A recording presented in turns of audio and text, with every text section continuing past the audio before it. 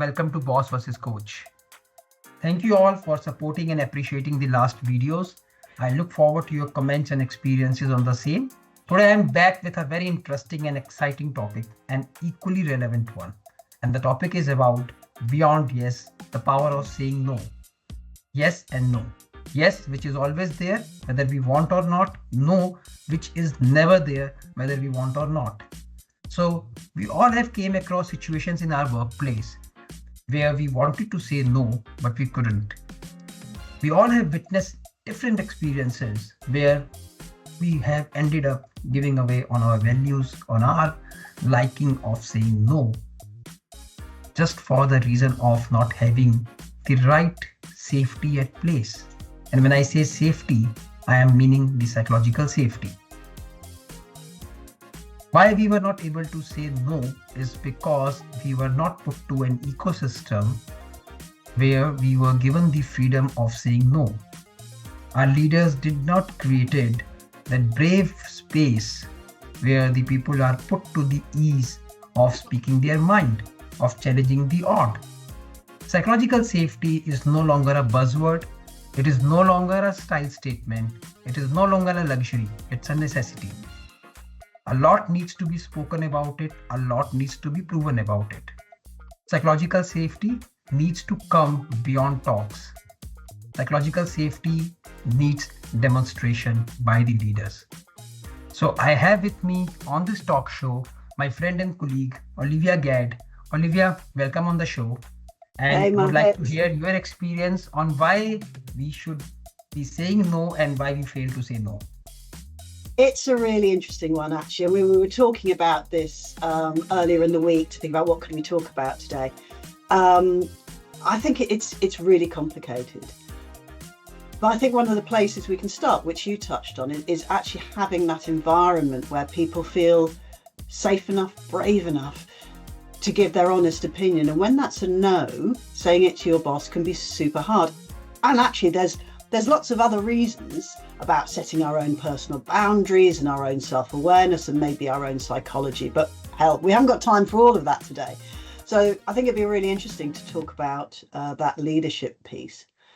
And I Yes. can imagine some people thinking, yeah, but as a leader, I want my people to be saying yes. I don't want them to be saying no. And I'd kind of challenge that, because when people can authentically say, actually, no, leader, no boss, I'm not sure that's what I want to do. I have a challenge with that personally, or actually, I'm not sure that's the best way to do it. They're bringing themselves to the challenge that you've been facing. And so you're actually stronger with their thinking as well, rather than just saying, I know all of the answers. And we know that none of us know all of the answers. So I think, creating a space where your people can challenge back is really healthy for any leader to be able to do. I absolutely agree to you, Olivia. I think the responsibility of ensuring psychological safety lies first with the leaders. Unless you create that ecosystem, you cannot ensure it. And I think that's where we normally fail, that we feel that our talking about it has done everything. But very often, while we claim that we have been put to a situation where we can speak our mind, but in reality, a lot is not spoken which should have been. And I think that's the underlying fact which touch upon the need for having psychological safety. Yeah, and I think like a lot of these sort of buzzwords or themes of the moment, I hear a lot of leaders talk about psychological safety, but then when you look at their teams, you can see it's not there. So talking about Yes. it, really, it's almost worse. If you keep talking about how important it is, but don't create it, then what are you doing for the people and their experience? And speaking of people experience, I'm really excited that today we're joined by Matt Gascoigne. So I encourage you to put your camera on, Matt. I actually bumped into Matt through the power of LinkedIn not that long ago, and it's been really interesting to meet someone who's immersed in that sort of people experience, creating workspaces where people can be themselves through Thrive Consulting. He's one of the co-founders. So Matt, lovely to have you in our space. Welcome, Matt. Thank you for the invitation, Mohit, and nice to see you again, Olivia. Absolutely. So what do you think about this topic about the leadership and how they create a space where people could say no?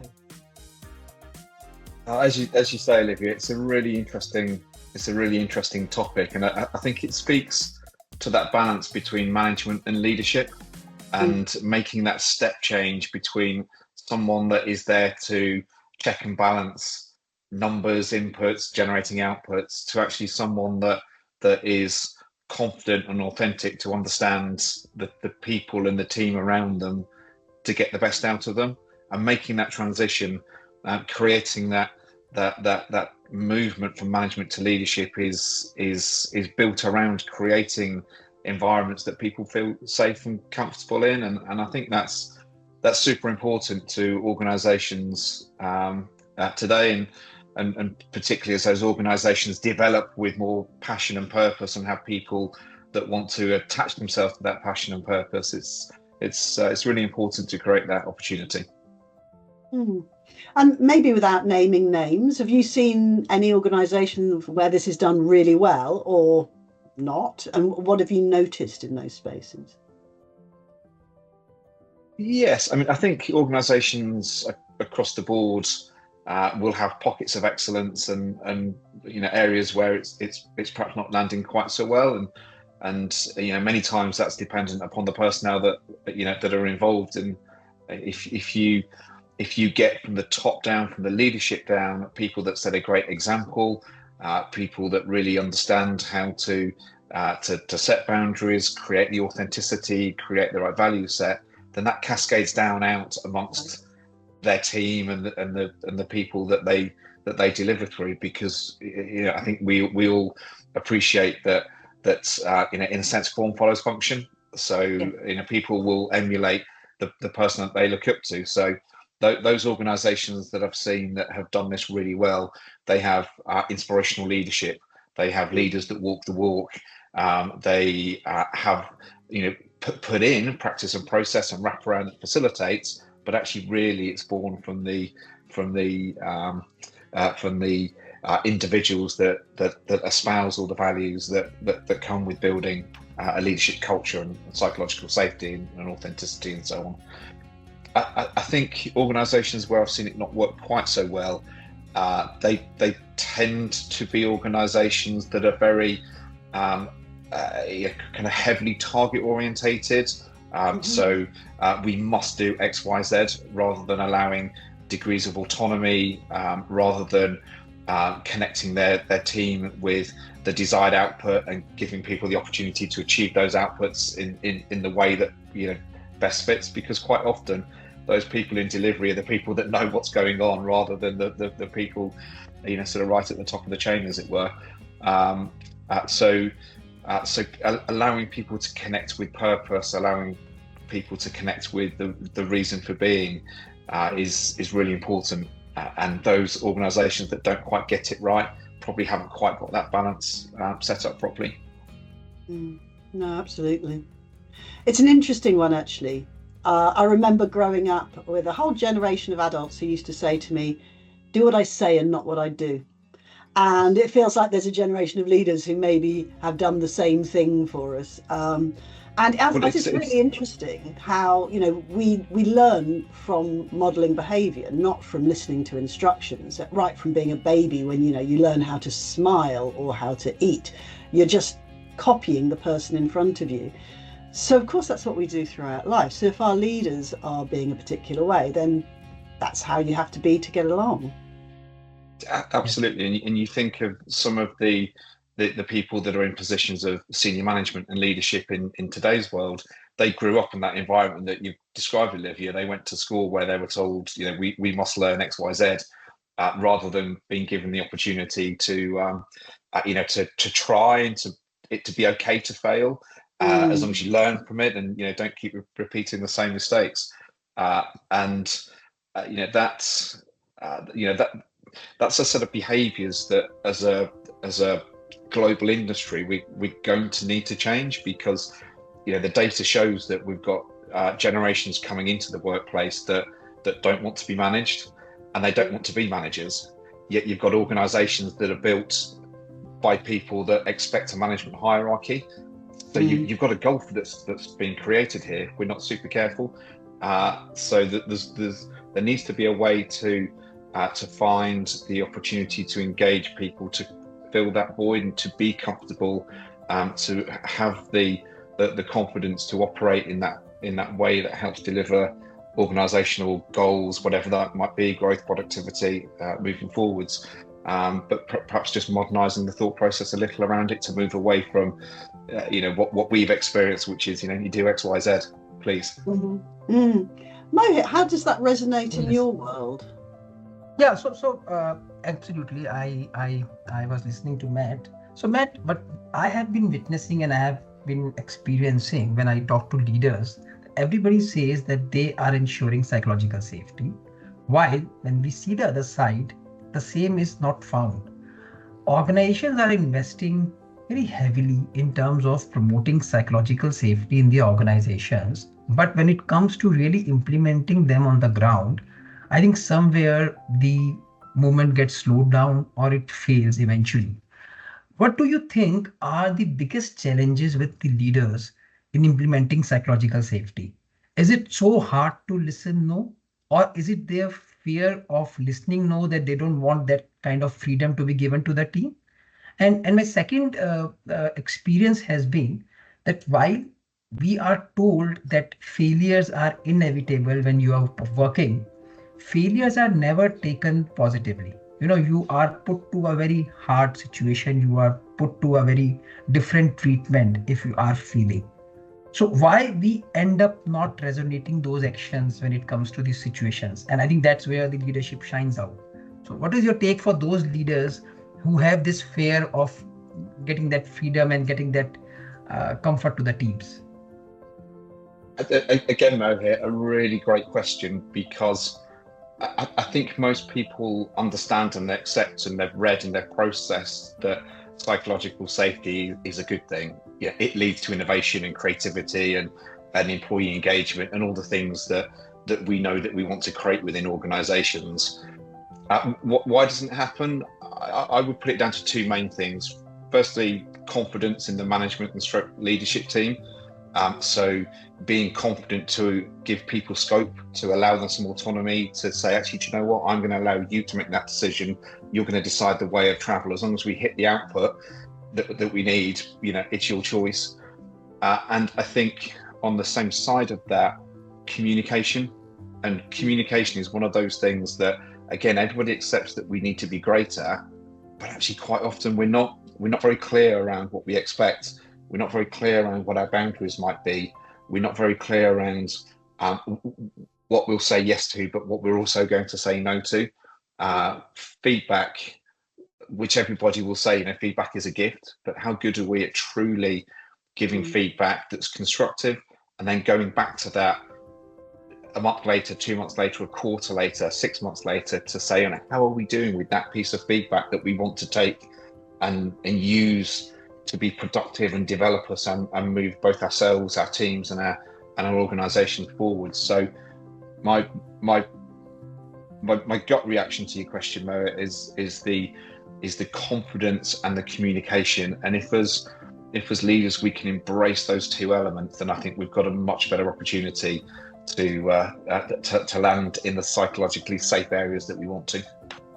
No, absolutely, Matt. So Olivia, maybe you can also share your insights on what do you feel will be relevant while selecting a leader. See, I personally experience and I believe that it also depends a lot on the leaders we pick and how organizations are elevating and promoting professionals to their leadership and whether they are prepared. Normally we go by the commercial track, we go by the performance track, but do we really need to do psychological assessment of those individuals to see whether they understand the importance of topics like psychological safety, active listening, care, whether they are prepared, they are geared to render that field to their teams? Because often I have witnessed that the leaders are not matured enough to understand these subject matters. And since their maturity level is not to that level, they are failing in delivering that comfort to their teams. Because unless I am being groomed, I am being put to a situation of witnessing psychological safety, I will not really know what I need to do to get that same feel to my team. So what is your take, and how should this be brought in the selection of a leader? And can this help us in putting psychological safety across the organizations much effectively? Big question. Interesting. I think the leadership track is got two options, hasn't it? Either you've got homegrown internal candidates, or you're finding people from the market. So if we take the homegrown first, I would say there's a great opportunity for businesses to work on succession way before they need to. I think often it's a little bit last minute. It's like, oh, we now need to get someone to replace Matt. Right, who's got, oh, Mohit will do. Let's get him in there. It's not giving due attention to their readiness as a leader. The technical skills may be there, the commercial skills may be there, but you're right. Often the leadership piece is the one that is thought about when people are leaders. So I guess my question to organizations is, how can you get people ready for leadership throughout their career? And again, starting early, giving them more responsibility, as well as giving them a better experience of the organization. You're also giving them just a slow turn into leadership development as well. I think, when you're bringing external people, and this isn't my area, and I know that, Matt, you know quite a lot about bringing people in from the outside, I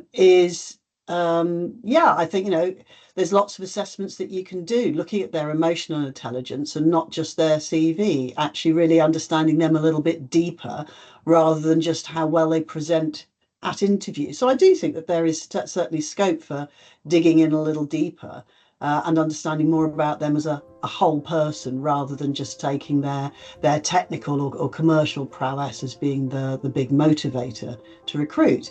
Matt, do you have anything else on that? Yes, and I agree with everything you've said there, Olivia, but to add another couple of points around it, I think there's an interesting context for people and organisations to understand what constitutes success and how a leader's built, what is seen as success in a leadership role. And quite often, certainly moving into management, perhaps, transitioning into leadership is built around commercial success. You won some big business deals, you generated a certain amount of revenue and so on. And those things don't necessarily constitute the best leader moving forwards. And thinking about things that do build leadership, you mentioned it, Olivia, you are thinking about emotional intelligence. You are thinking about things like humility, for instance. For me, humility is a really important part of a leadership trait. I would challenge you to find humility on any leadership job spec, that's out there. You probably won't see that. So I think a reframing of what success looks like, a reframing of what great leadership looks like, can help organisations to create these circumstances, to their benefit. What I also see, and again, Olivia, you might have a view on this, people get put into senior management and leadership roles, and quite often they're then left alone from a training and development perspective. So again, a question as to how many leaders out there have a personal coach or a mentor. Some, not all. In fact, they're quite often the last to get that that input. So you put into this quite lonely environment. The further up the pyramid you go, a lonely environment, but given the least amount of support. If you think about it, tons of support, as someone's inducted into an organization, as they go through coaching, training, development to be a better salesperson, marketer, finance person. What you get at a leadership level is often quite limiting or quite limited, and maybe doesn't address some of these things around what makes a great leader today. So I would say those couple of things, Olivia, that a reframing of what great looks like can perhaps be a benefit. No, I love that. I think that's really important. I think that's very spot on, Matt, and I think we can go on discussing this. This is something which we cannot see an end to, and the more we speak, as I mentioned in the beginning, the less it is, because ultimately it is for us to realize and it is for us to prove. And as it said, the freedom of the team lies in their freedom to speak, their courage to challenge, and their safety to say no. And the key to this freedom lies with the leaders. So unless leaders drive that key, they give that freedom to the team, it will never happen on its own. On this happy note, Matt, sorry, I thank you for sparing your time, being a part of this show, and we look forward to have more of your inputs and insights in the times to come. Thank you so much for having me on. Thank you, Mohit. Thank you, Olivia. Brilliant. Thank you, Olivia. Thanks both. Thanks. Thank you. Bye. Good day. Bye. Bye-bye.